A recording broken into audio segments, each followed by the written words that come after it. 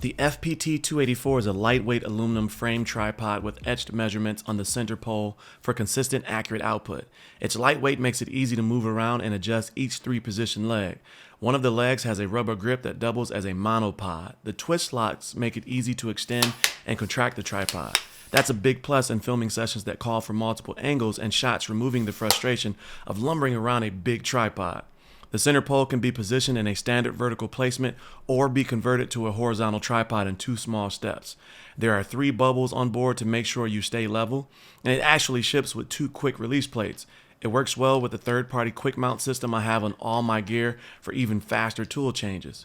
When extended, there's an included carabiner attachment for counterweights. There's also a second mount for another camera, a monitor, a light, etc., whatever you need. I'm really liking it, and with its 33-pound capacity, this will increase the output and quality of my channel.